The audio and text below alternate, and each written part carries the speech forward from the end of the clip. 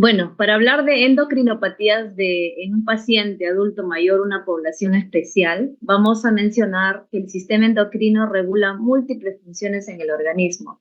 Tenemos entendido que a través de los diferentes órganos y sistemas va a estimular y secretar diferentes glándulas, las cuales van a secretar hormonas que van a través del torrente circulatorio, van a tener un efecto en relación a sus órganos diarios, ¿no? Y van a ejercer un efecto tanto positivo como negativo de estimulación o supresión, dependiendo cuál sea el estímulo. Es importante mencionar que el sistema endocrino regula diferentes aspectos en el organismo. El depósito de grasa, la masa esquelética, la fuerza muscular, el metabolismo interno en general, regula el peso corporal y en relación a todos estos procesos generalmente da una sensación de bienestar. Pero también es pertinente mencionar que hay cambios fisiológicos que están relacionados con el envejecimiento. En sí, el envejecimiento es un fenómeno evidente que se da en todos los miembros de la especie. Es un proceso crónico, progresivo, que se da en el tiempo. Es de naturaleza regresiva, llevando finalmente a la insuficiencia del órgano o sistema, ¿no? Estos cambios que se dan en el organismo en relación al envejecimiento hace que se declinen todos los procesos fisiológicos de diferentes órganos y sistemas. Esto genera una disminución de la reserva funcional, esto asociado a diferentes enfermedades crónicas o las comorbilidades que presenta el paciente, va a generar mayor fragilidad y vulnerabilidad, y esto a la vez va a presentar un mayor riesgo de presentar complicaciones. Finalmente, dependiendo cuál sea este tipo de complicaciones, puede predisponer a un riesgo alto de mortalidad en la mayoría de los pacientes adultos mayores.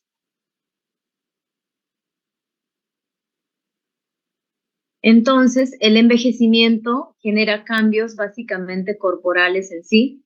Esto debido a dos factores importantes, al aumento de la grasa corporal y a la pérdida de las proteínas viscerales. En relación al aumento de la grasa corporal, generalmente en diferentes etapas de la vida hay un mayor estímulo de esta grasa corporal, sobre todo en la juventud, se dice que aumenta hasta un 15%, y conforme avanza los años, generalmente llega hasta un 30% a los 75 años de edad, ¿no? Entonces nosotros conforme vamos viendo a pacientes en diferentes grupos etarios, vamos a ver que la mayoría de los procesos metabólicos en relación al tema de la obesidad generalmente empiezan en la juventud, ¿no? Y cuando son pacientes adultos mayores, generalmente vemos que tienen mayor riesgo de este aumento de la grasa corporal generando obesidad.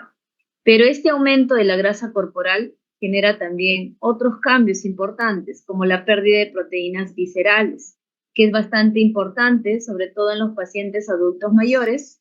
Esto genera cambios o patologías relacionadas a la sarcopenia, a la disminución del tejido óseo, osteopenia, en algunos casos osteoporosis.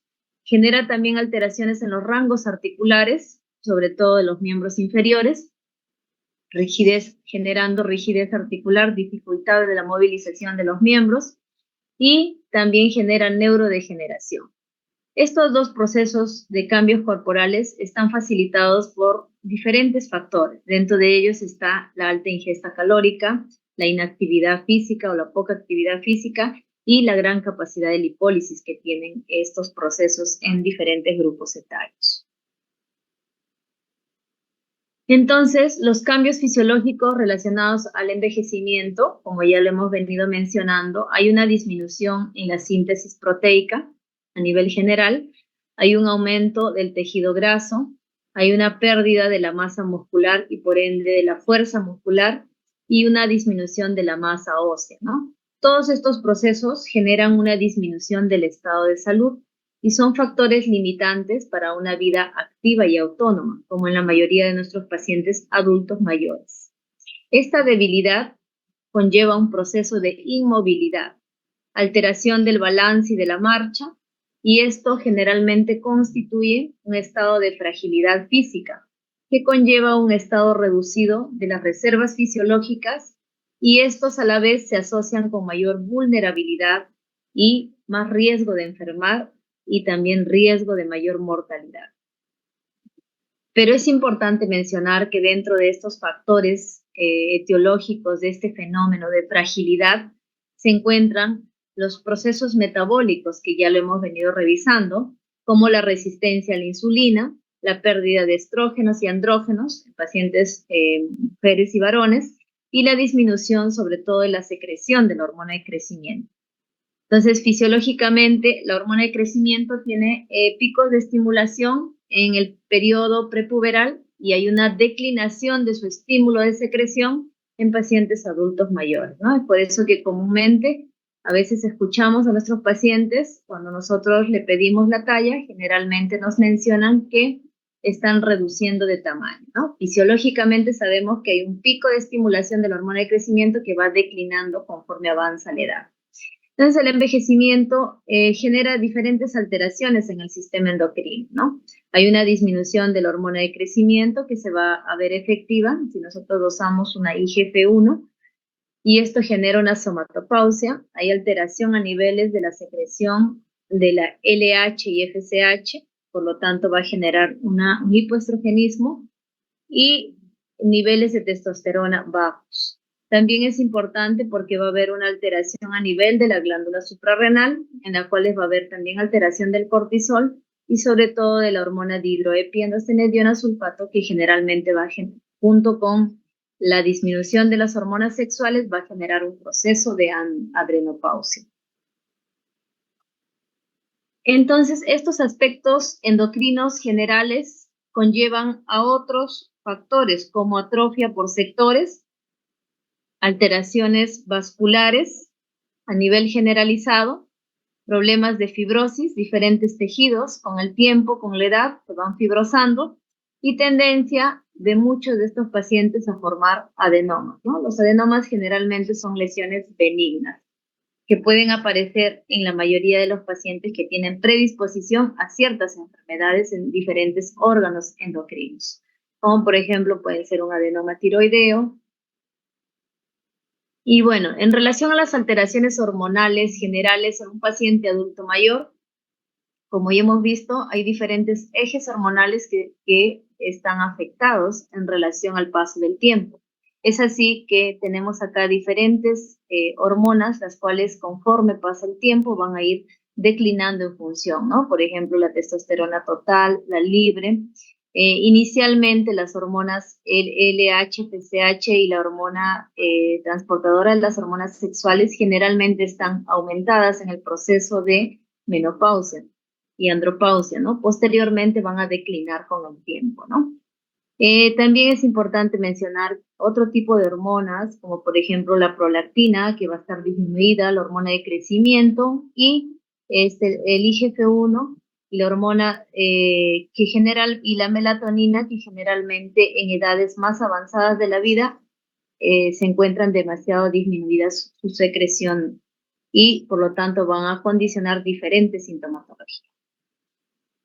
Entonces, estos cambios endocrinológicos más importantes en el adulto mayor básicamente se relacionan a dos órganos importantes, uno en relación al páncreas y otro en relación a la tiroides. Entonces, vamos a ver estos dos órganos, qué patologías van a condicionar con mayor frecuencia en pacientes adultos mayores. Es importante mencionar que más del 50% de los adultos mayores de 80 años tienen al menos intolerancia a la glucosa, ¿no? Además de la disminución progresiva de la secreción de insulina por las células beta pancreáticas, hay un aumento en la resistencia periférica de la utilización de glucosa debido a la inactividad física, debido al aumento de la grasa visceral y la disminución de la masa magra, y estos contribuyen al deterioro del metabolismo de la glucosa, ¿no? Nosotros vamos a ver que hay pacientes adultos mayores que generalmente no son diabéticos, pero tienen cierto grado de resistencia a la insulina o son intolerantes a la glucosa, en caso nosotros querramos evaluar esta función pancreática. Entonces, ¿cuáles son las alteraciones endocrinas más frecuentes en un paciente adulto mayor? Tenemos la intolerancia a la glucosa, la diabetes mellitus, la disfunción tiroidea. El paciente adulto mayor puede presentar hipohipertiroidismo, problemas de osteoporosis, tanto en varones como en mujeres, y problemas de dislipidemia. Un término importante a mencionar al hablar de adulto mayor, según la OMS, lo considera adulto mayor más de 65 años en pacientes que pertenecen a países desarrollados. Y en los países en vías de desarrollo como el nuestro, un adulto mayor es a partir de los 60 años, ¿no? ¿Debido a qué factores? Debido a factores múltiples generalmente y debido a que nuestra expectativa de vida en pacientes en vías de desarrollo es un poco más corto, ¿no? Debido a factores económicos, sociales, ambientales y dentro de otros factores que van a condicionar este tipo de alteración. Entonces vamos a mencionar la diabetes mellitus, cómo se comporta en un paciente adulto mayor. La diabetes, como ya sabemos, conocemos, es una alteración endocrina metabólica debido a que hay una secreción, una alteración en la secreción de la síntesis de insulina por las células beta pancreáticas y o por la actividad de esta hormona en su órgano blanco, ¿no? Hay una inactividad de esta secreción de la hormona de crecimiento. Esto condiciona una hiperglicemia crónica que produce múltiples daños en diferentes órganos. En pacientes adultos mayores, sobre todo afecta el sistema cardiovascular y neurológico, ¿no? Por eso es la importancia del diagnóstico de esta enfermedad. La obesidad constituye uno de los factores de riesgo más importantes para el desarrollo de esta patología, al igual que en los pacientes adultos jóvenes. Es una de las enfermedades crónicas más prevalentes en el adulto mayor, habiendo un gran aumento en los últimos años debido al aumento de la expectativa de vida en la población en general, ¿no? Y existe mayor incidencia de diabetes como consecuencia de los cambios en el estilo de vida, ¿no? Entonces, en estos últimos tiempos tenemos hábitos de alimentación variados, ¿no? El estrés que genera las múltiples actividades condiciona de que los pacientes no puedan elegir bien los alimentos, no puedan seleccionar bien los alimentos y consumir una dieta alta en calorías que condiciona una alteración al metabolismo de la glucosa, ¿no? En relación a la insulina. Entonces, generalmente hay factores externos, pero también es importante mencionar que hay factores internos que van a condicionar el desarrollo de la diabetes. En cuanto a la epidemiología, nosotros vamos a poder ver este cuadrito, por ejemplo, en el cual tenemos la población tanto femenina como masculina. Si nosotros vemos la línea roja del centro, vamos a poder ver que hay un punto de corte en relación a la edad. Justamente estamos hablando que la diabetes en el adulto mayor generalmente a partir de los 60 años en adelante. Y vamos a ver que conforme pasan los años, ¿no? Incluso algunos pacientes hasta 105, 109 años tienen mayor incidencia, mayor riesgo de presentar diabetes. Es importante mencionar que las tasas de envejecimiento poblacional van en aumento y también, por lo tanto, la prevalencia de diabetes también va en incremento. Es posible mencionar que el 10% el desarrollo de diabetes se da entre los 60 a los 70 años de edad. Aumenta conforme aumentan los años, un 10 a 20% entre los 70 y 80 años de edad. Y en un 17% a más de 80 años de edad, ¿no?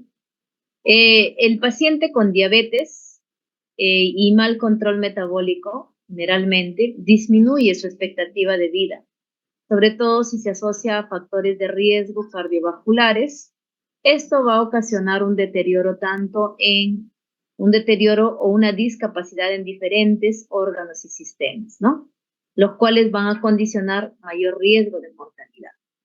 Entonces, los ancianos con diabetes van a presentar mayor riesgo de mortalidad debido a las comorbilidades que presentan, sobre todo las comorbilidades cardiovasculares que, como sabemos, el infarto de miocardio es una de las causas más importantes de muerte en un paciente diabético.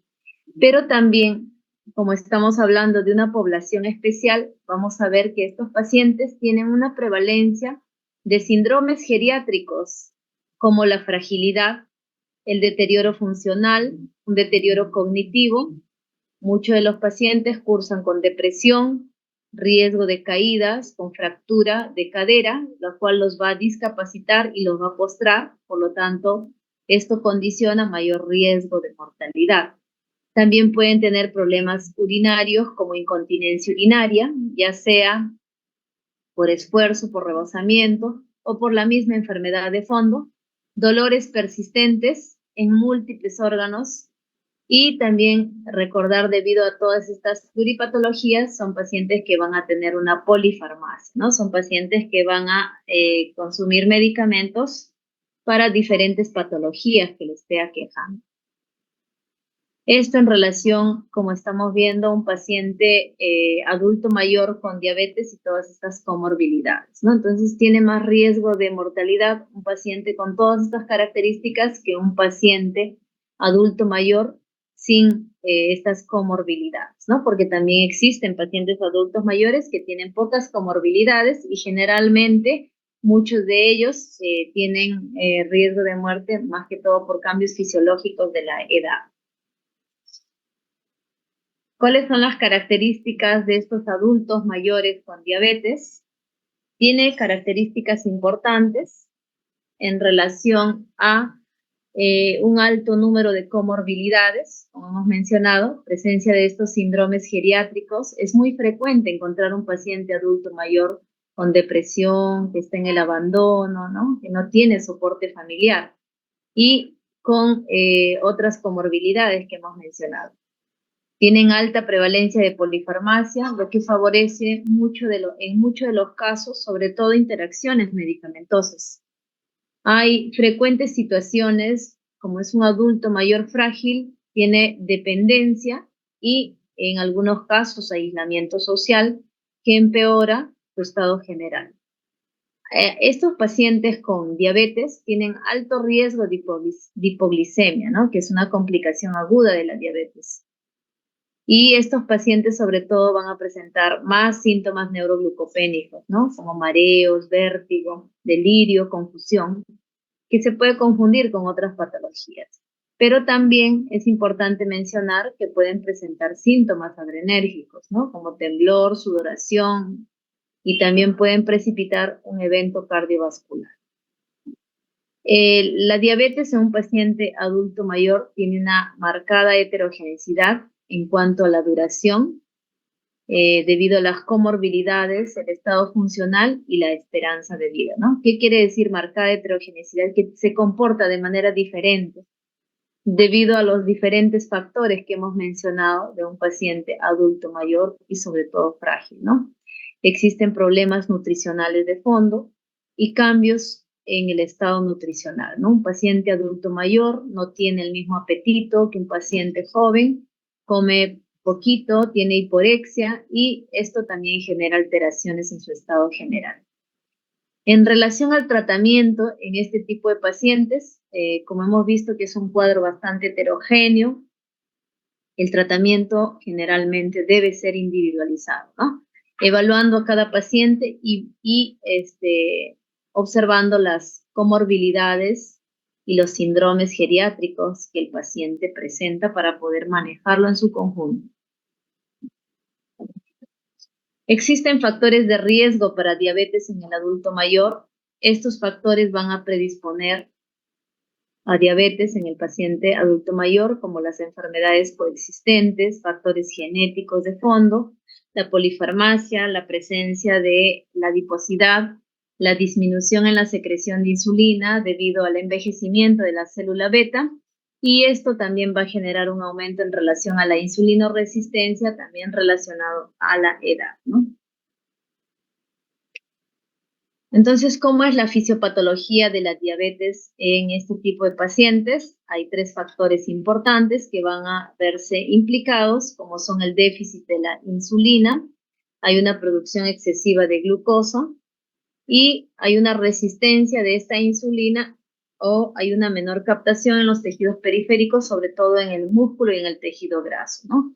¿Debido a qué factores? A que hay un aumento del tejido adiposo visceral que genera un trastorno endocrino y hay una reducción de la masa muscular esquelética, ¿no? Todos estos factores generalmente van a condicionar una hiperglicemia marcada que en muchos de los casos van a llegar a rango de diabetes con los criterios ya establecidos, ¿no? Entonces, ¿cómo se manifiesta los síntomas clínicos en un paciente adulto mayor con diabetes?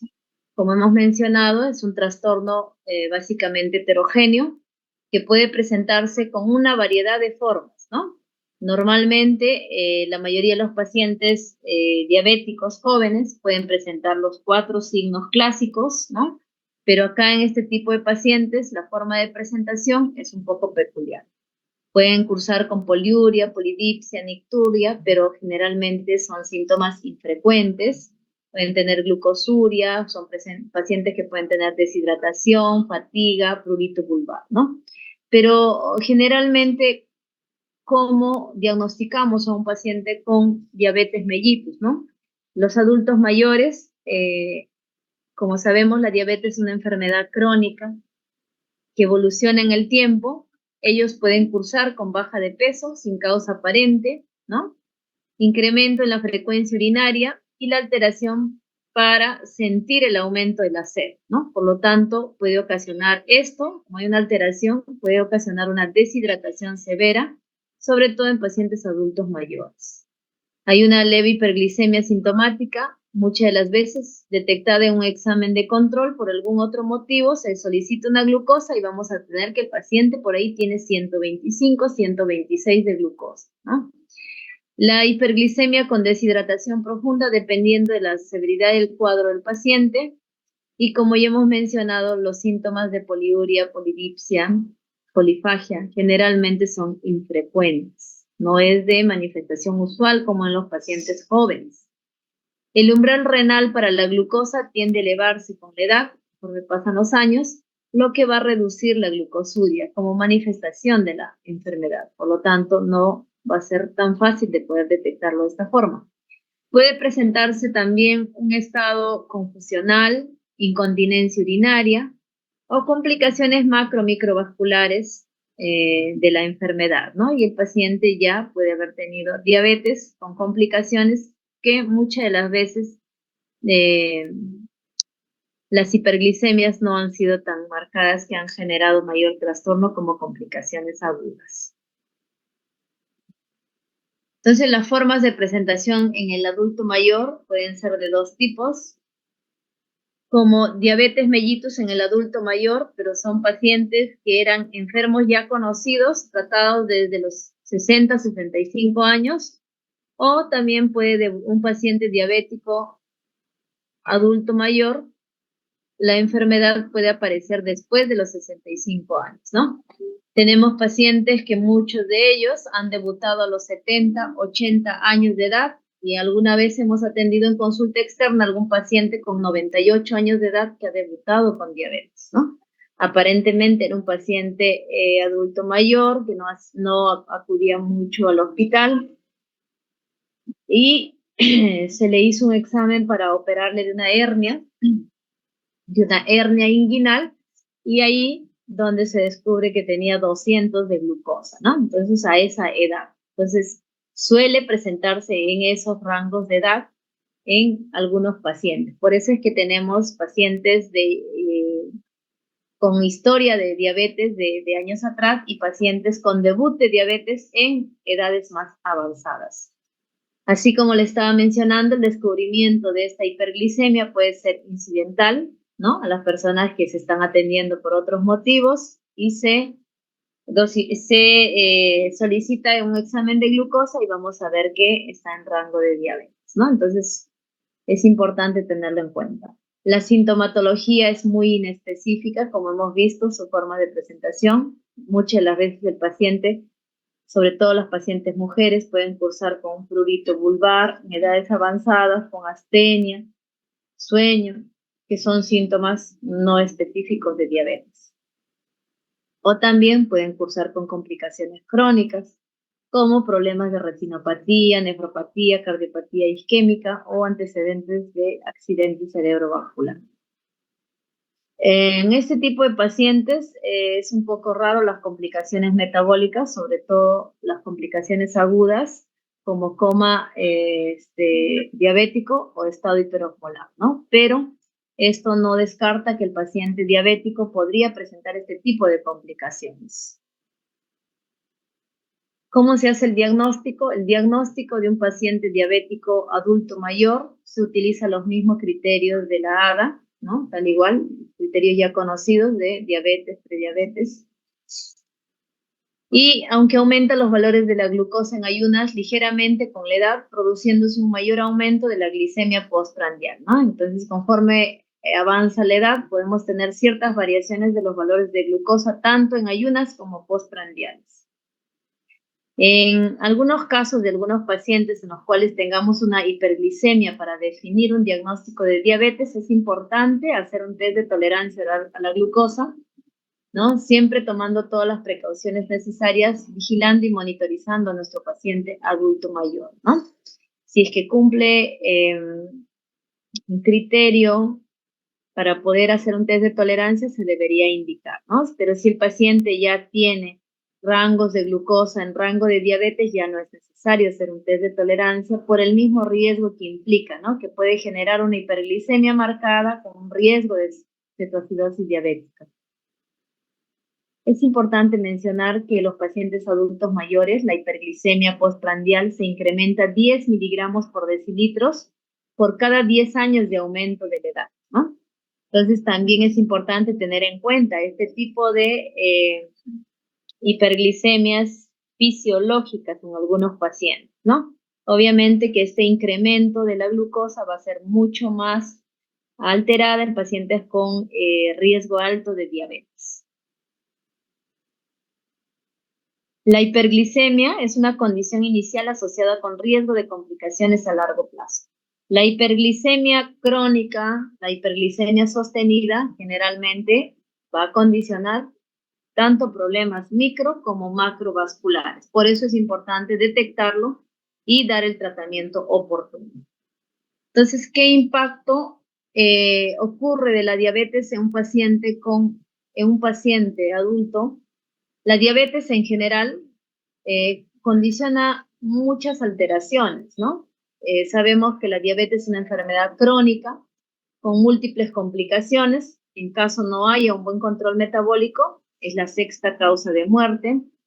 El 73% de los pacientes diabéticos van a cursar con hipertensión arterial. La diabetes es una de las principales causas de falla renal crónica, incluso la primera que va a diálisis. Es una causa principal de ceguera en el adulto. Es la causa más frecuente de muerte en los pacientes, sobre todo por falla cardíaca.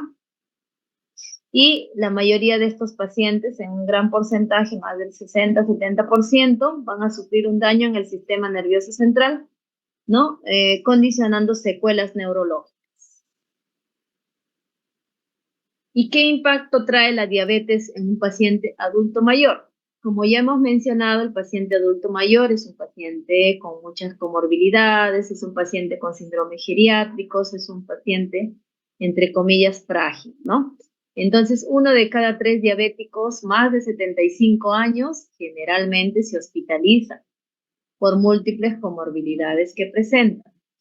Aumenta la mortalidad, sobre todo conforme aumenta la edad, sobre todo en pacientes más de 75 años de edad. El 28% de estos pacientes requiere algún tipo de ayuda para realizar sus actividades de la vida diaria. Son pacientes codependientes. Requieren de un cuidador, de una persona que los asista a mayoría de sus actividades diarias.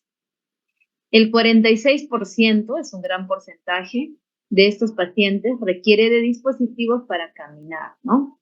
Ya sea secundario a complicaciones micro o macrovasculares o ya sea secundario a síndromes geriátricos como el riesgo alto de caída, en la cual los pacientes sufren frecuentemente de fractura de cadera, ¿no? Son pacientes que son operados de prótesis de cadera y generalmente requieren algún dispositivo para caminar, ¿no? Andadores, bastones, ¿no? Y en la esfera cognitiva, los pacientes generalmente van a cursar con algún grado de demencia vascular y sobre todo con depresión, ¿no? Que es una enfermedad mayormente silente en la mayoría de los adultos mayores. Como podemos ver, impacta seriamente en la vida de los pacientes adultos mayores con diabetes, por eso es importante hacer el diagnóstico y tratamiento justamente para prevenir este tipo de complicaciones. ¿Qué aspectos generales debemos tener en cuenta en relación al control de la diabetes en un paciente adulto mayor? Es importante el control de la enfermedad en sí, el control de la presión arterial, el control de los lípidos, sobre todo el colesterol LDL, que es un tipo de colesterol aterogénico que genera trombos, riesgo de obstrucción de vasos importantes, riesgo de infarto al miocardio y riesgo de accidente cerebrovascular. Es importante la educación del paciente y su familia. Los cambios en el estilo de vida son bastante importantes en este tipo de pacientes. Es importante la educación del equipo de salud y el manejo multidisciplinario debido a que el adulto mayor es un paciente que requiere múltiples intervenciones. El manejo difiere bastante de un paciente joven debido a que en los pacientes adultos mayores tenemos que evitar en todo sentido el riesgo alto de hipoglicemia que puede condicionar otro tipo de comorbilidades. El paciente adulto mayor tiene pluripatología, por lo tanto es importante el manejo multidisciplinario. Y otro aspecto importante en este tipo de pacientes, como son codependientes, generalmente el apoyo familiar es demasiado importante para poder manejar este tipo de patología. Entonces, ¿cuáles son los objetivos del tratamiento de un adulto mayor? Los objetivos son brindar un tratamiento adecuado, modificar los estilos de vida del paciente, pero sobre todo cuidar en relación al tratamiento el riesgo de hipoglicemia. Es importante mencionar que un paciente en relación a las metas de control de la glucosa difiere bastante de un paciente joven. Por ejemplo, un paciente adulto joven, la glucosa en ayunas deseada como meta de control debe ser entre 90 a 130, algunos mencionan 80 a 130, y en el adulto mayor tiene que ser un poco más amplio este margen de glucosa, debe ser mayor de 125 a 200, ¿no? Justamente para evitar el riesgo de hipoglicemia.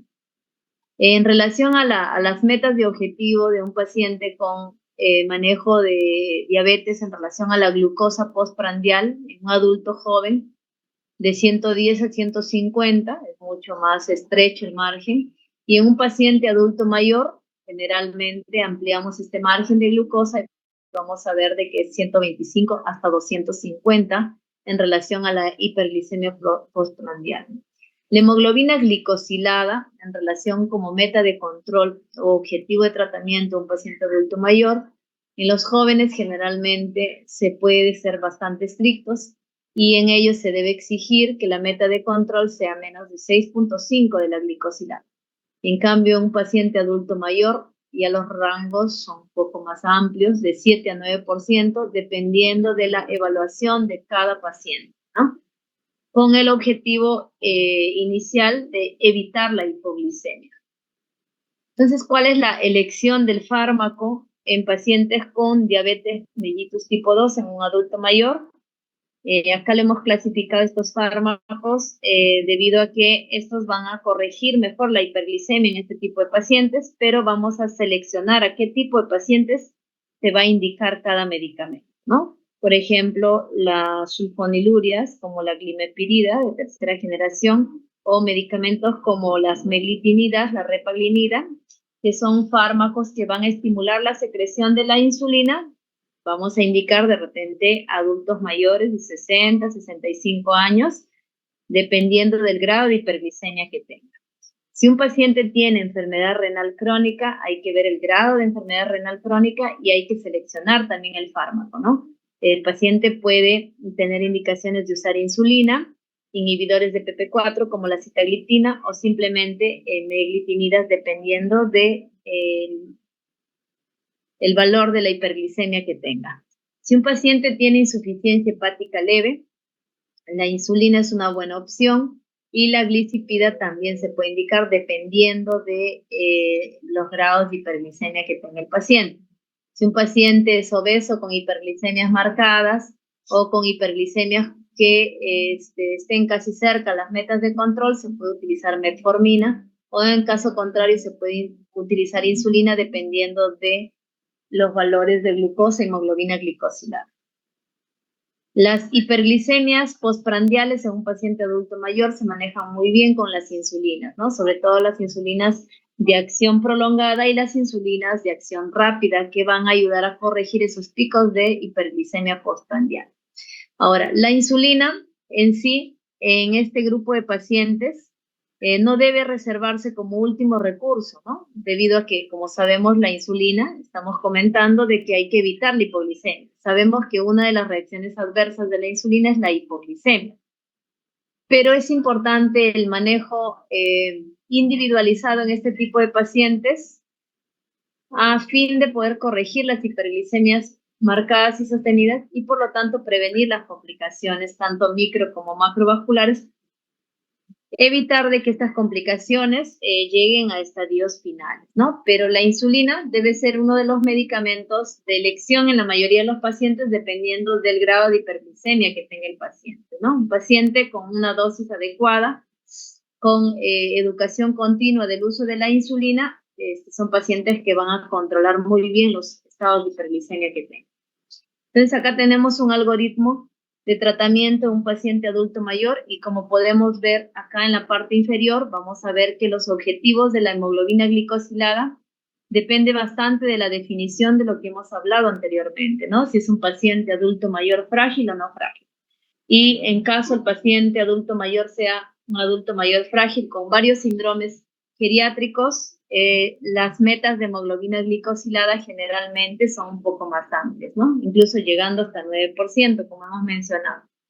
Y en adultos mayores no frágiles de 60 años en adelante, vamos a ver que las metas de control de la glicosilada van a ser un poquito más estrictas en relación al otro grupo, ¿no?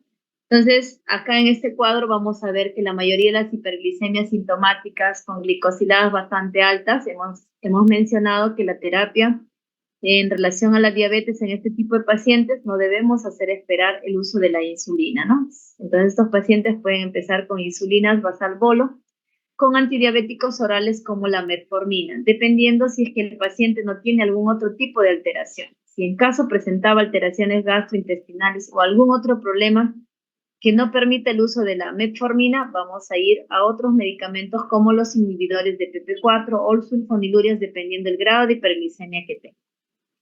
El manejo de un paciente diabético adulto mayor es individualizado. Depende de los valores de hiperglicemia, depende de la hemoglobina glicosilada, depende del apoyo familiar, depende de ciertos factores que van a ayudar a optimizar el tratamiento en este tipo de pacientes. Pero como podemos ver ahí, diferentes medicamentos de uso común se puede utilizar en un paciente adulto mayor, pero siempre y cuando evaluando cada paciente para poder evitar justamente el riesgo de hipoglicemia. Las sulfonilurias generalmente de tercera generación, como la glimepirida, en relación a las sulfonilurias de segunda generación, como la glibenclamida en un paciente adulto mayor, no se debe indicar. Las sulfonilurias de tercera generación tienen menos riesgo de hipoglicemia, por lo tanto pueden ser un poco más seguras en un paciente adulto mayor que tenga grados de hiperglicemia bastante marcados, ¿no? Entonces, todos estos medicamentos van a plantearse en el momento que uno evalúa un paciente y individualiza el tratamiento que le va a indicar de acuerdo a los factores que los he mencionado. También es importante mencionar que no solamente existe un control glicémico para poder lograr un control de la enfermedad, también es importante evaluar la presión arterial, es importante mantener en rangos aceptables, por lo menos de 140-80, ¿no? También es importante evaluar la función renal para ver si es que hay o no la presencia de micro o macroalbuminuria. Y aparte de ello es importante mencionar que las dislipidemias también deben ser tratadas en los pacientes diabéticos. Sobre todo, la Asociación Americana de Diabetes recomienda en pacientes con diabetes, es importante tratar las dislipidemias y corregir los rangos de LDL colesterol a menos de 100 miligramos por decilitros en pacientes que no hayan sido infartados. Los pacientes que han tenido antecedentes de un infarto al corazón o un accidente cerebrovascular, la meta de control de LDL colesterol es menos de 70, ¿no? Es importante mantener los valores de HDL colesterol por encima de 40 y más de 50 en mujeres, ¿no? Y los valores de triglicéridos también no debe ser ajeno al control de este tipo de pacientes y sobre todo la meta debe ser menos de 150. En relación a las insulinas, como hemos mencionado, es uno de nuestros medicamentos también de elección en un paciente que tenga hiperglicemias marcadas. Hay variedad de insulinas, ¿no? Insulinas de acción rápida, de acción intermedia, de acción prolongada y entre otras más, ¿no? De elección en la mayoría de estos pacientes debe ser dependiendo cuál sea los valores de glucosa que tenga el paciente y las comorbilidades que tenga. Las insulinas de acción intermedia y de acción prolongada generalmente tienen buena respuesta en este tipo de pacientes, sobre todo las prolongadas, debido a que la forma de administración es una vez al día, a diferencia de las insulinas NPH, debido a su tiempo de vida media en promedio de 6 a 12 horas, entonces vamos a indicarlo 2 veces al día para cubrir las 24 horas en las cuales muchos de los pacientes con diabetes mantienen hiperglicemias marcadas. Las insulinas de acción rápida y las análogas de acción rápida como las ultra rápidas, generalmente son insulinas que nos ayudan bastante a corregir los picos de hiperglicemias postprandiales, ¿no? Y elegir una u otra depende de factores, de ciertos factores económicos, dependiendo de los valores de hiperglicemia que tenga el paciente, dependiendo en el ambiente en el que se encuentra, ambiente ambulatorio o hospitalario. Y lo importante de este tipo de insulinas es que va a ayudar al manejo de las hiperglicemias postprandiales, sobre todo las que van a predisponer a mayor riesgo de enfermedad cardiovascular. Entonces, de todas estas insulinas es importante individualizar a cada paciente, tener las metas claras según las características del adulto mayor, elegir una insulina adecuada a fin de evitar el riesgo de hipoglicemia, que es el que puede predisponer a otras complicaciones, tanto neurológicas como cardiovasculares. Las metas de control, como habíamos dicho, tiene que ser menos exigente dependiendo si el paciente tiene comorbilidades importantes, si su expectativa de vida es muy corta, si tiene un tiempo prolongado de la enfermedad con múltiples comorbilidades. Entonces, en este tipo de pacientes, nuestra meta de control debe ser menos exigente para evitar que el paciente haga hipoglicemia sobre todo.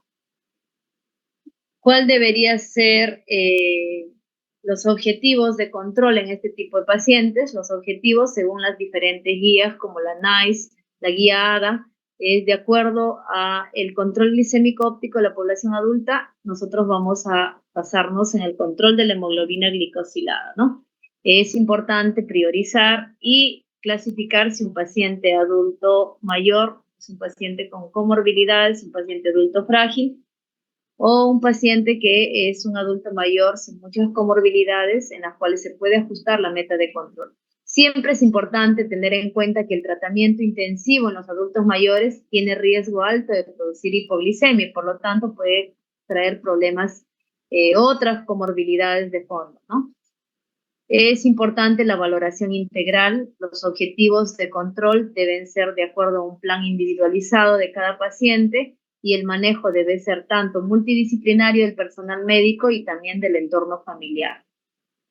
Pero a diferencia de los pacientes adultos mayores con una capacidad funcional adecuada y cognitiva conservada, sin complicaciones ni comorbilidades importantes y en los que se pueda observar una buena expectativa de vida, en ellos sí se recomienda un objetivo un poco más ajustado de la hemoglobina glicosilada.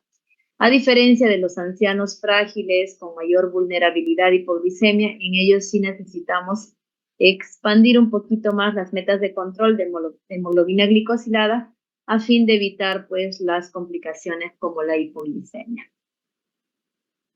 Este es un cuadrito para que ustedes puedan ver cuáles son las características de un paciente adulto mayor en relación a las comorbilidades que presenta, ¿no? Lo catalogan acá como un paciente sano, entre comillas, con algunas enfermedades crónicas concomitantes controladas, con función cognitiva y estatus funcional intacto. En ellos que tienen alta esperanza de vida, las metas de control deben ser un poco más estrictas, al igual que la glucosa, 90-130. La presión arterial también es importante y el control de la dislipidemia. En un paciente complejo intermedio con múltiples enfermedades crónicas coexistentes, ¿no?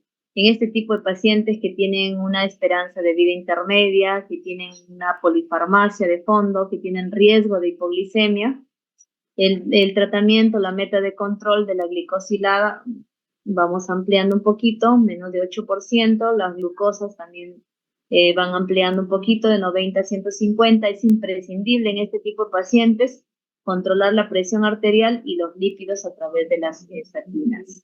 Y en un paciente ya muy complejo, un paciente que tiene pobre expectativa de vida, un paciente con múltiples comorbilidades, es importante ampliar un poco más la meta de control. Las glucosas en ayunas y postprandiales también no deben ser tan estrictas. La presión arterial también se incrementa un poquito más en relación a la meta de control de un paciente con mejor expectativa de vida.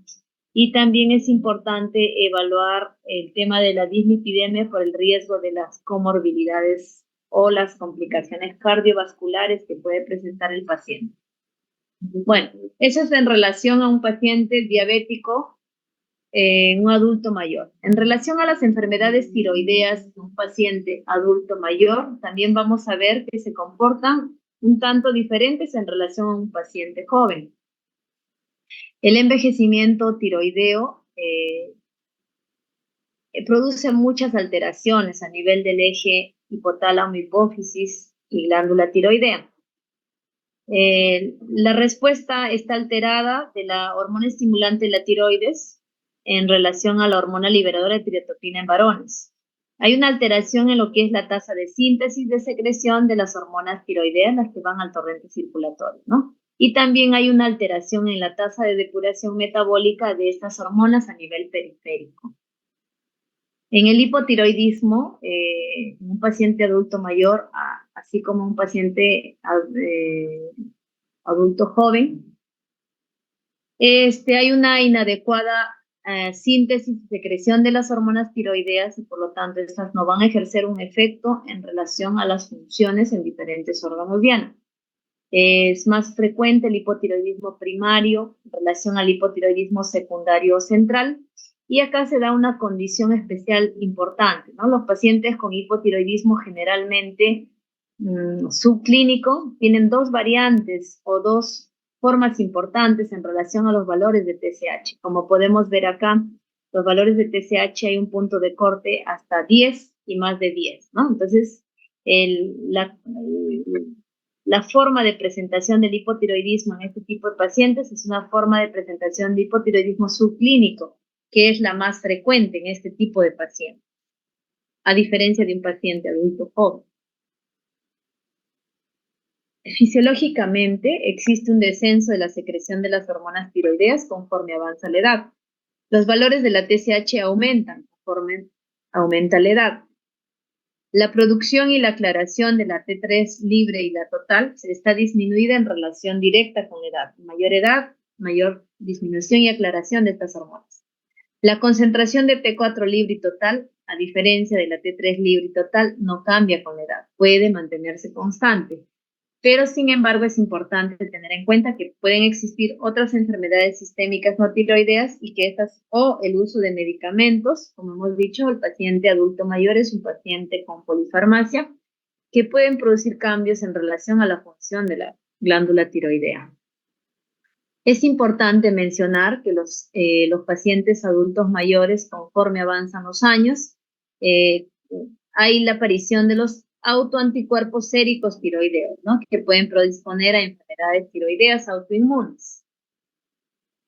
Estos cambios secundarios a la edad, hay una disminución en el pico nocturno de la TSH, el punto de supresión de la TSH también cambia debido a que hay una alteración a nivel de la glándula hipofisiaria, hay un incremento de la TSH, la T4 total y la T4 libre, hemos mencionado que se mantienen sin variación, y la T3 y la T3 reversa generalmente pueden estar disminuidas en personas sanas.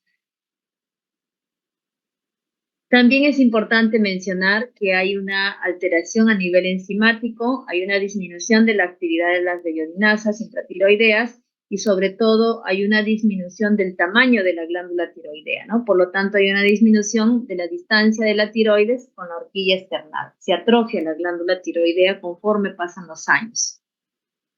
Entonces, hay una alteración de estas a nivel hipofisiario, hipotalámico, y pequeñas variaciones de la T3 libre y T4, que son las hormonas que se van a encontrar en el torrente circulatorio, generalmente van a tener una respuesta de feedback positivo a la TSH, ¿no? Por lo tanto, de esto se deduce que un incremento de la TSH indicaría una reducción de la función tiroidea, ¿no? Debido a estos estímulos que está condicionando las hormonas tiroideas a nivel periférico. Cuanto a la epidemiología, es una de las enfermedades crónicas más comunes en el adulto mayor.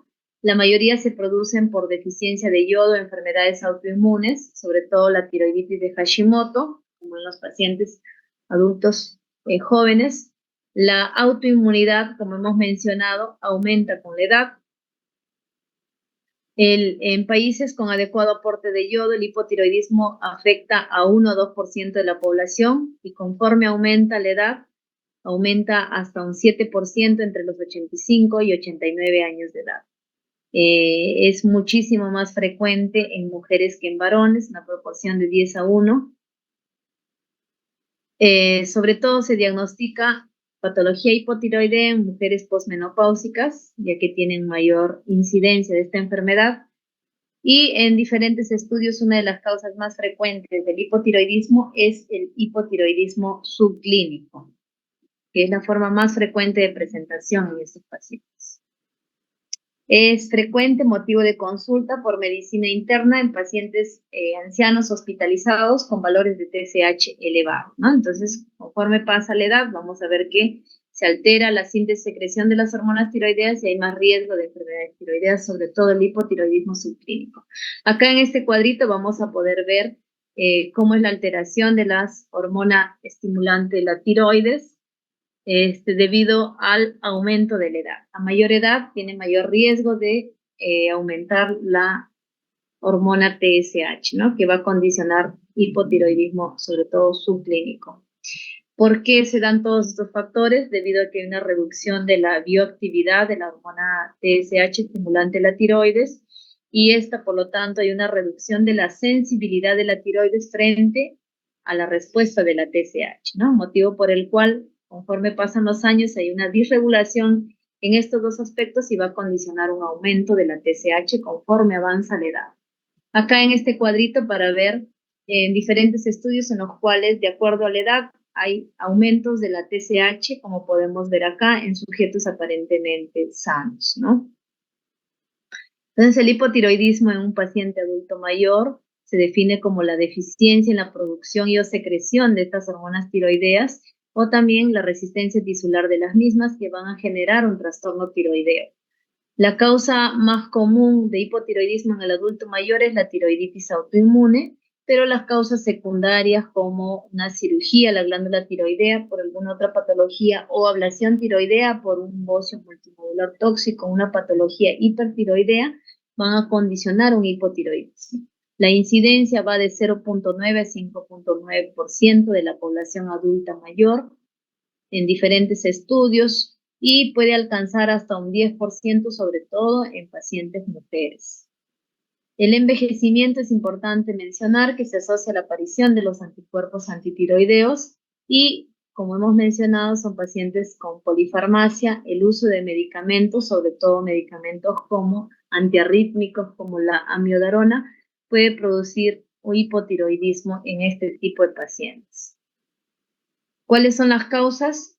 Las causas pueden ser primarias o secundarias, como podemos ver acá, el hipotiroidismo idiopático o tiroiditis autoinmunitaria atrófica, tiroiditis de Hashimoto, antecedente de una tiroidectomía, radioterapia no tiroidea, terapia radioactiva por enfermedad de Graves, deficiencia de yodo, fármacos, amiodarona, litio, antitiroideo de síntesis, interferón, enfermedades infiltrativas.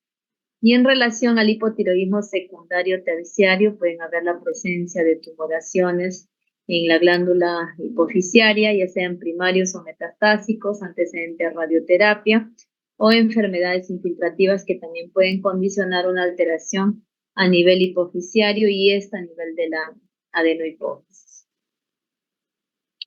¿Cuál es la clínica de hipotiroidismo en un paciente adulto mayor? La clínica de un paciente adulto mayor es muy variada, pero se presenta de manera un poco específica en este tipo de pacientes, ¿no?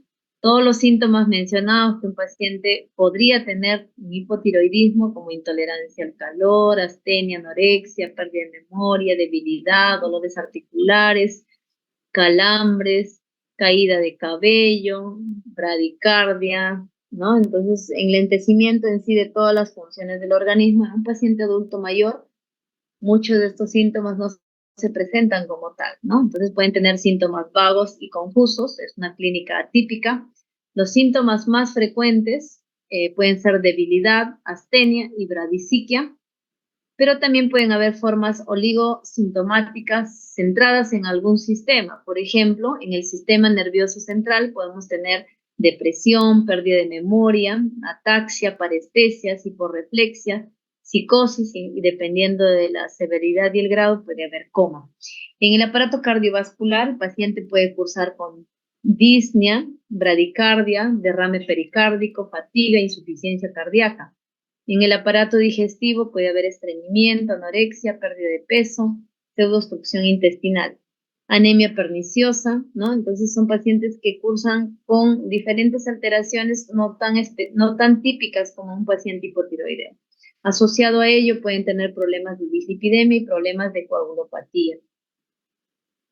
Las manifestaciones neuropsiquiátricas en un paciente con hipotiroidismo también suelen ser una de las primeras manifestaciones que puede cursar el paciente. El paciente puede tener apatía, indiferencia, disminución del apetito, dificultad para realizar cálculos sencillos, pérdida de la concentración, de la memoria, fácilmente se olvidan las cosas, pueden tener hipomanía o manía. Entonces son manifestaciones neuropsiquiátricas que hay que tenerlo en cuenta en un paciente con adulto mayor con hipotiroidismo. Pero una de las situaciones clínicas más importantes que hemos mencionado es el hipotiroidismo subclínico, que es una de las formas de presentación más frecuentes en relación al hipotiroidismo. ¿Se puede plantear dificultades diagnósticas? Sí, debido a que la forma de presentación es atípica, como hemos mencionado. Un momentito, por favor, me van a disculpar, un segundo, por favor, ¿ya?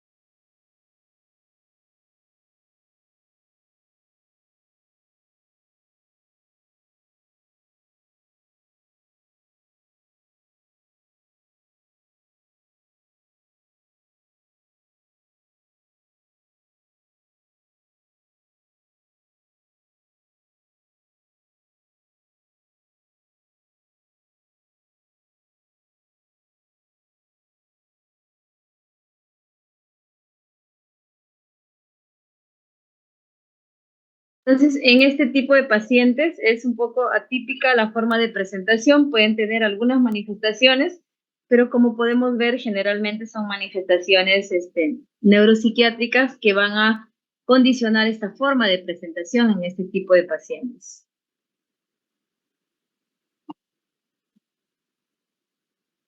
Ya. ¿Debe hacerse un control de hipotiroidismo en el adulto mayor? Sí, es importante, sobre todo si este tipo de pacientes cursan con algún otro tipo de enfermedades autoinmunes, ¿no? Es importante hacer un descarte de esta patología. Si nosotros tenemos un paciente con bocio, con alguna alteración del estado de conciencia, demencia, ingesta de medicamentos que afecten la función tiroidea, pues estamos obligados a poder diagnosticar patología tiroidea en este tipo de pacientes. ¿En quiénes más se debería hacer? Pacientes que cursan con hipercolesterolemia, que no responden al tratamiento convencional. También es importante hacer un control en este tipo de pacientes de la función tiroidea. Y si es que nosotros tenemos ligera alteración de la TSH que no justifica un diagnóstico de hipotiroidismo o no justifica tratamiento, perdón, de hipotiroidismo, se debe hacer un control cada año o cada 5 años, dependiendo cuál sea la forma de presentación de esta o las comorbilidades que tenga el paciente. Los factores que influyen en relación a la TSH y una alteración de esta, vamos a ver que hay diferentes medicamentos como la amiodarona, el litio, los inhibidores de la tirosinquinasa, pacientes con antecedentes de contrastes yodados o pacientes que están hospitalizados por algún otro motivo y pueden cursar con una alteración del perfil tiroideo. En estas diferentes sociedades, por ejemplo, la Asociación Americana de Tiroides, tienen ciertas recomendaciones para poder nosotros hacer un screening de los valores de la TSH en este tipo de pacientes, ¿no? Por ejemplo, en pacientes mujeres y varones, recomiendan ya que se haga un screening a partir de los 35 años de edad y luego cada 5 años en caso no se encuentre una alteración en la función tiroidea.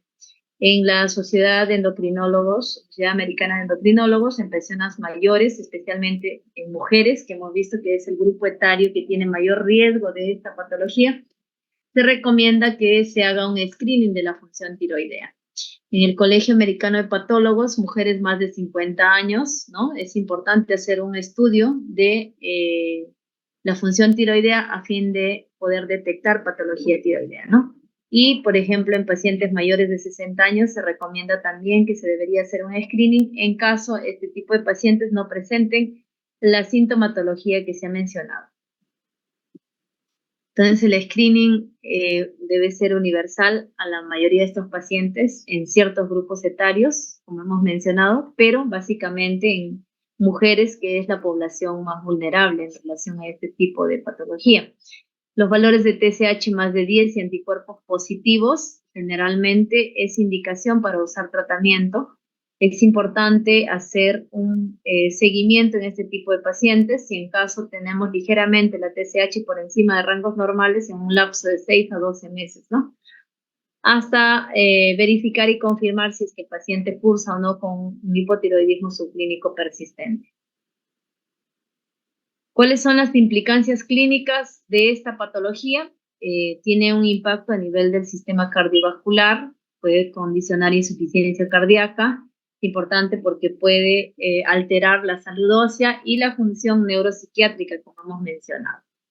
Entonces, la intervención terapéutica en este tipo de pacientes es importante mencionar que un paciente adulto mayor con hipotiroidismo, dependiendo de los valores de TSH y dependiendo de los factores de riesgo cardiovasculares, sobre todo un hipotiroidismo subclínico con TSH más de 10, el paciente debe ingresar a tratamiento, ¿no? Por el riesgo de las complicaciones que puede tener. Otra cosa importante en relación al tratamiento, es importante valorar la sintomatología clínica que tiene el paciente. Los puntos de corte en un paciente con hipotiroidismo subclínico son los valores de la TSH. Si un paciente tiene valores de TSH por encima de 10, obligatoriamente es importante empezar el tratamiento a fin de evitar las complicaciones. Otro factor importante que ayuda a definir el tratamiento es la presencia de los anticuerpos antitiroideos. Si un paciente tiene menos de TSH menos de 10, Con anticuerpos positivos es importante hacer un control estrecho y verificar cuál es la evolución de este tipo de pacientes y decidir el tratamiento de acuerdo a las comorbilidades que pueda presentar un paciente. Es importante tener ciertas consideraciones, ver la enfermedad cardiovascular, las comorbilidades y sobre todo hacer un seguimiento en relación a la progresión del hipotiroidismo manifiesto primario, ¿no? El tratamiento es con levotiroxina, se debe iniciar en pacientes adultos mayores con dosis bajas de 25 microgramos al día. Luego podemos ajustar la dosis de la medicación siempre y cuando los rangos de la T4 libre no se encuentren en rangos aceptables. Los aumentos de la dosis de levotiroxina deben ser de 12.5 microgramos, siempre y cuando el paciente no curse con una enfermedad coronaria persistente. Importante tener en cuenta que la hormona tiroidea es importante que interfiere con ciertas patologías, sobre todo las patologías gastrointestinales que van a interferir con la absorción del medicamento. Es importante los pacientes que toman calcio, hierro, suplementos minerales, van a disminuir la absorción del medicamento, por lo tanto tenerlo en consideración para hacer un ajuste de dosis. Otro punto importante es el síndrome del eutiroideo enfermo. Esta patología, conocida también como NITS, se caracteriza porque hay una movilización en relación a las hormonas tiroideas en un paciente crónicamente enfermo, ¿no? Es un paciente que está hospitalizado por alguna otra patología en la cual hay una alteración de las hormonas tiroideas. En este tipo de pacientes, el perfil tiroideo se ve afectado debido a que los valores de T4 y T3 se encuentran bajos y los valores de la T3 reversa generalmente se encuentran incrementados y los valores de la TSH normalmente no hay mayor variación. En este tipo de pacientes sin antecedentes de alteración de la función tiroidea es importante el monitoreo de las hormonas tiroideas y verificar si es que el paciente requiere o no tratamiento. Generalmente resuelve el problema de fondo y las hormonas tiroideas también vuelven a la normalidad. Por eso es importante el monitoreo de estas hormonas para poder verificar si requiere o no tratamiento. Como acá lo dice, no es recomendable iniciar el tratamiento de reemplazo hormonal en este tipo de pacientes debido a que las comorbilidades de fondo están generando una alteración de la hormona tiroidea. Otro punto importante en los pacientes adultos mayores es el coma mixedematoso, que es una emergencia, es una complicación, es un grado de hipotiroidismo extremo en el cual hay una alteración del estado de conciencia y tiene una mortalidad cerca del 30%, los cuales los pacientes requieren su manejo en una unidad de cuidados intensivos. Existen factores de mal pronóstico como la hipotermia, bradicardia, edad avanzada y la hipotensión que van a generar mayor riesgo de mortalidad. Es importante buscar las causas que desencadenan esta enfermedad, como por ejemplo las infecciones, sobre todo sepsis, enfermedad cardiopulmonar, alteraciones hidroelectrolíticas y sobre todo temperaturas extremas. ¿Cuál es el tratamiento en este tipo de pacientes? Levotiroxina, no tenemos endovenoso, pero sí bioral, de 100 a 200 microgramos, con una dosis de carga bioral si el paciente está inconsciente por sonda nasogástrica. Y también es importante el tratamiento con corticoides como la hidrocortisona a dosis de estrés para evitar la insuficiencia suprarrenal. El control oportuno de las comorbilidades va a ayudar a mejorar el cuadro del coma mixedematoso. En relación a la levotiroxina, es importante saber que tiene una vida media de 7 días. Necesitamos unas 6 semanas para poder verificar los valores reales de la TSH. Se absorbe básicamente en el estómago, el intestino delgado y requiere básicamente del pH ácido para que ejerza su mecanismo de acción. Si los pacientes tienen algún tipo de alteración gastrointestinal, es importante aumentar la dosis en un 22 a 34% de la dosis inicial. ¿Qué dosis debe recibir los pacientes adultos mayores? De 0.5 microgramos por kilo por día. En relación a la otra patología, el hipertiroidismo en el adulto mayor, el hipertiroidismo en el adulto mayor, dentro de las causas que ocasionan esta enfermedad, tenemos la enfermedad de Graves-Basedow, los adenomas autónomos, adenomas tóxicos, bocio multinodular tóxico, tiroiditis ya sea subaguda por fármacos o administración excesiva de hormona tiroidea, ¿no? El hipertiroidismo en el adulto mayor se define como un aumento, una hipersecreción de las hormonas tiroideas. El 2% de los adultos mayores padecen de hipertiroidismo. Del 10 al 15% de estos pacientes hipertiroideos generalmente son mayores de 60 años. La enfermedad de Graves-Basedow y el bocio multinodular tóxico son las causas más frecuentes de enfermedad tiroidea en el adulto mayor, pero pueden existir otras causas. En el hipertiroidismo es importante porque las manifestaciones clínicas son atípicas, al igual que el hipotiroidismo. Pero es importante, ¿por qué? Porque puede producir manifestaciones cardíacas como la arritmia, insuficiencia cardíaca y sobre todo las anginas de pecho. Por eso es importante el diagnóstico y el control. Dentro de las manifestaciones,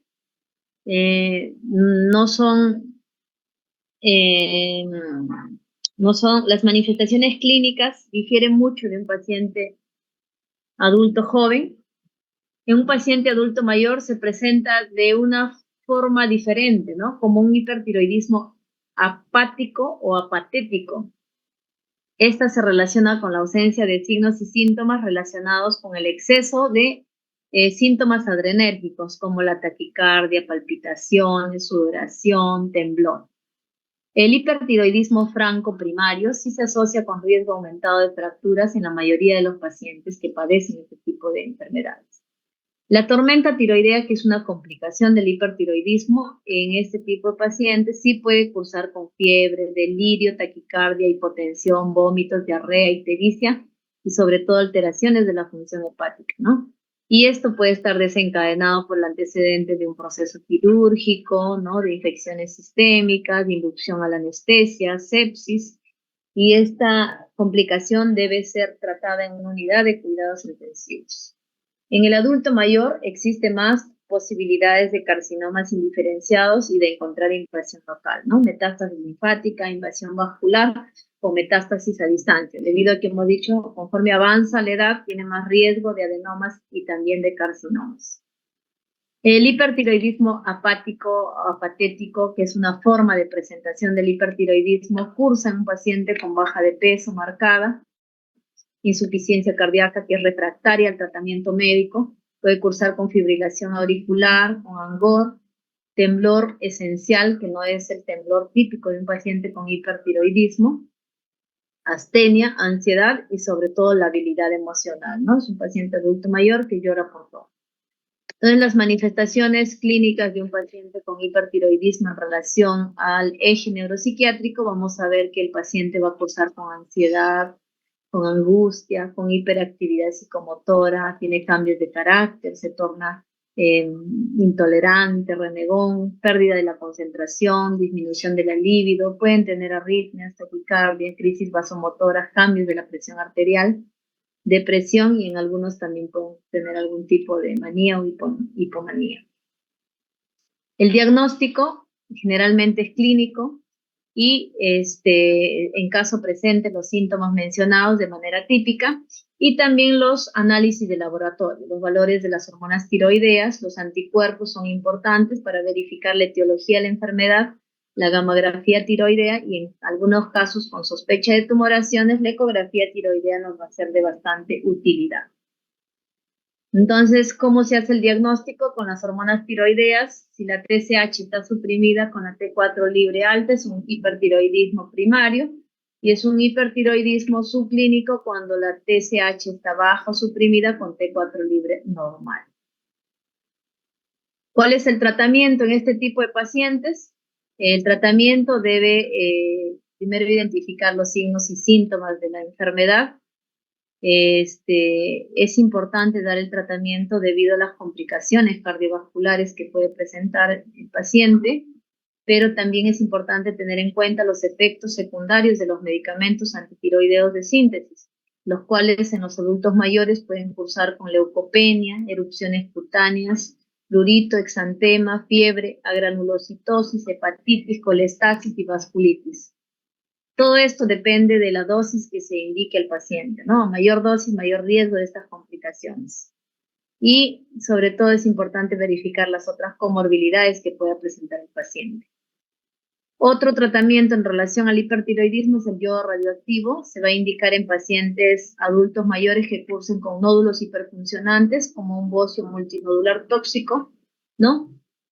A fin de evitar que estos pacientes puedan nuevamente tener una regresión del hipertiroidismo y sobre todo hacer tirotoxicosis, ¿no? Entonces, en este tipo de pacientes es importante el tratamiento debido a que de esta forma vamos a prevenir las complicaciones cardiovasculares. Muy bien, hasta ahí hemos terminado. Como hemos visto, las enfermedades endocrinas en un paciente adulto mayor tienen una forma de presentación bastante diferente en un paciente joven y es importante el tratamiento por las comorbilidades y las complicaciones que pueda traer en este tipo de pacientes. ¿Alguna pregunta?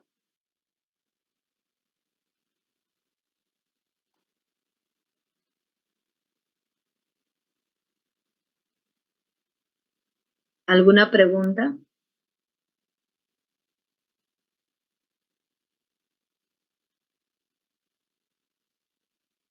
Ninguna. Ya, muy bien. Entonces, agradezco su atención y ya.